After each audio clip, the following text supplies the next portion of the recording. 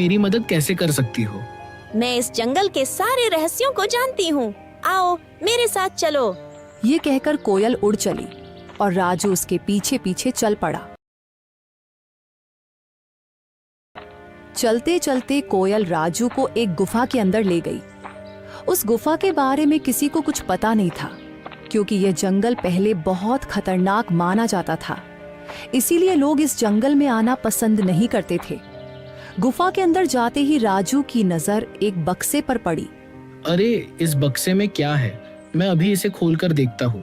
जब राजू ने उस बक्से को खोला तो उसमें बेहिसाब हीरे जवाहरात निकले। उन्हें देखकर राजू हैरानी से बोला, अरे बाप रे, इस बक्से में तो ढेर सारे हीरे जवाहरात हैं। ये सब सामान किसका है?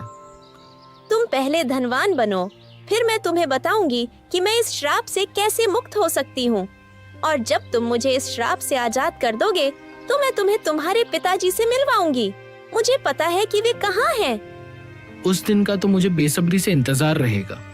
लेकिन एक बात याद रखना, मेरे बारे में किसी को कानों कान खबर नहीं होनी चाहिए।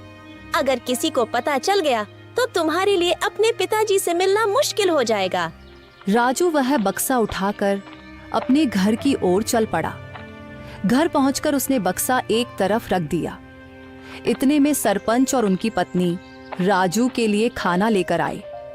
जब उन्होंने एक तरफ रखा हुआ बक्सा देखा तो सरपंच ने राजू से पूछा, राजू बेटा, ये बक्सा कहाँ से आया और इसमें क्या है? सरपंच के पूछने पर राजू को कुछ समझ नहीं आया कि वह सरपंच साहब को क्या जवाब दे। इतने में सरपंच की बीवी ने बक्सा खोला और उसमें कीमती हीरे और जवाहरात देखकर बोली, राजू बेटा, तेरे पास ये इतने हीरे और जवाहरात कहाँ से आए हैं? राजू उन्हें सब कुछ सच बता देता, लेकिन वह कोयल की बातें याद कर रहा था जिसने उसे सख्ती से मना किया था। इसलिए उसने कुछ और ही बता दिया। मौसी, मैं जंगल में लकड़ियां काटने गया था। लकड़ियां काटते काटते मैं काफी आगे निकल गया और वहां मुझे एक गुफा दिखाई दी। जब मैं उस गुफा के अंदर गया तो वहां मुझे यह बक्सा दिखाई दिया। मैंने उसे वहीं से उठाया और घर ले आया। राजू, तुमने यह ठीक नहीं किया। हो सकता है ये सारे हीरे जवाहरात बादशाह के हों। शायद उसने इन्हें वहां सुरक्षित रखा था। अगर यह बात कहीं बादशाह तक पहुंच गई तो वह हमें सख्त सजा देगा। सरपंच के मन में गहरा डर बैठ गया था। अगर यह बात किसी तरह बादशाह तक पहुंच गई तो वह हमें सख्त सजा देगा। इससे पहले कि यह बात बादशाह तक पहुंचे कि किसी ने उसका सोना चुरा लिया है, हमें तुरंत यह सोना बादशाह के पास पहुंचा देना होगा। सरपंच की बातें सुनकर राजू ने सोचा, अब सरपंच जी को कैसे बताऊं कि ये हीरे और जवाहरात बादशाह के नहीं हैं? ये तो मुझे वही कोयल ने दिए हैं।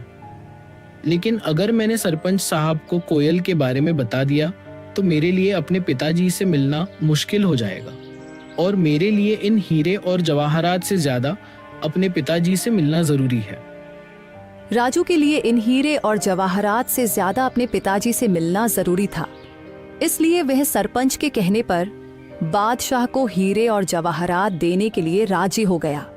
ठीक है सरपंच साहब, जैसा आप कहे। हम अभी यह बक्सा बादशाह को दे आते हैं। यह कहकर राजू ने वह बक्सा अपने सर पर उठा लिया।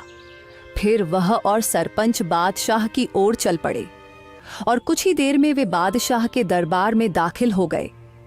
बादशाह के सामने बक्सा रखकर सरपंच ने कहा, बादशाह सलामत। ये लड़का मेरा पड़ोसी है। ये लकड़ियां काटने जंगल गया था और वहां एक गुफा में इसे यह हीरे जवाहरात का बक्स मिला। हमें शक हुआ कि शायद ये आपका ही है, इसलिए हम इसे फौरन आपके दरबार में ले आए हैं। यह सब सुनकर बादशाह के दिल में लालच जाग उठा, क्योंकि वह जानता था कि यह बक्सा उसका नहीं है। लेकिन इतने कीमती हीरे जवाहरात देखकर उसके मन में यह ख्याल आया, ये हीरे जवाहरात असल में मेरे नहीं हैं, मगर जब ये किस्मत से मेरे पास आ ही गए हैं तो मैं इन्हें बेकार क्यों जाने दूं। बेहतर यही होता है कि मैं इन लोगों को इसके बदले कुछ इनाम दे देता हूं ताकि वे खुश हो जाएं और ये खजाना भी मेरे पास ही सुरक्षित हो जाए। ये सोचकर बादशाह ने उनसे कहा, हाँ, यह बक्सा मेरा ही है। मैंने ही इसे वहां सुरक्षित किया हुआ था, लेकिन तुम दोनों ने ईमानदारी से यह संदूक मेरे दरबार में लाकर बहुत अच्छा किया है। मैं तुम्हारी इस सच्चाई से खुश हूं, इसलिए तुम्हें इनाम दिया जाएगा। ये कहकर बादशाह ने अपने सिपाहियों से कहा, सिपाहियों, यह संदूक इनसे ले लो और खजाने में रख दो। और हाँ, इन्होंने ईमानदारी का सबूत दिया है, इसलिए मेरे खजाने से इन्हें इनाम के तौर पर कुछ धन दे दिया जाए, ताकि ये खुश भी हो जाए और दूसरों के लिए एक मिसाल भी बने। सिपाहियों ने बादशाह के आदेश पर उनसे वह संदूक ले लिया और उसके बदले इनाम के तौर पर उन्हें कुछ धन दे दिया।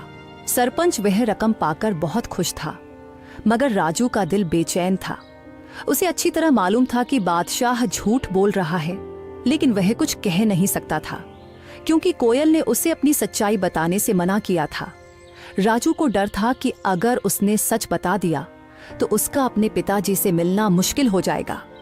राजू के लिए दौलत से बढ़कर अपने पिताजी से मिलना जरूरी था, इसलिए वह चुप रहा और फिर दोनों इनाम की रकम लेकर अपने घर की ओर चल पड़े।